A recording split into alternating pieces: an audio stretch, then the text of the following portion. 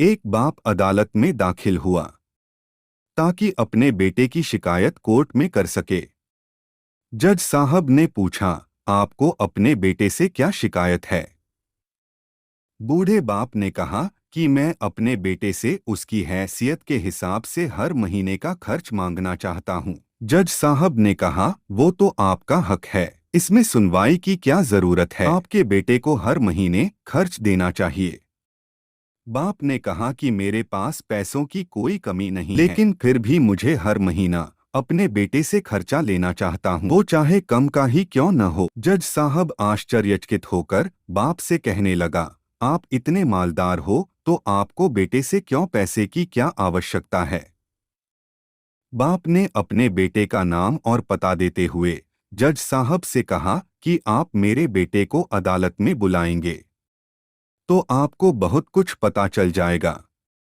जब बेटा अदालत में आया तो जज साहब ने बेटे से कहा कि आपके पिताजी आपसे हर महीना खर्चा लेना चाहते हैं, चाहे वह कम क्यों न हो।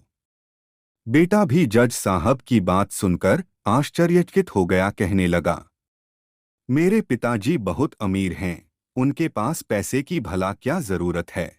जज साहब ने कहा, यह आपके पिता की मांग है और वह अपने में स्वतंत्र है।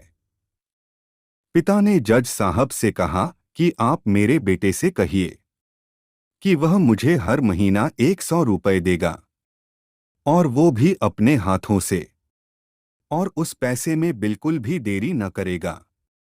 फिर जज साहब ने बूढ़े आदमी के बेटे से कहा कि तुम हर महीने 100 रुपये बिना देरी के उनके हाथों में देंगे। ये आपको अदालत हुक्म देती है। मुकदमा खत्म होने के बाद जज साहब बूढ़े आदमी को अपने पास बुलाते हैं। उन्होंने बूढ़े आदमी से पूछा कि अगर आप बुरा न माने तो मैं आपसे एक बात पूछूंगा, आपने बेटे के खिलाफ यह केस क्यों किया? आप तो बहुत अमीर आदमी हो और ये इतनी छोटी सी कीमत। बूढ़े आदमी ने रोते हुए कहा, जज साहब, मैं अपने बेटे का चेहरा देखने के लिए तरस गया था, वह अपने कामों में इतना व्यस्त रहता है।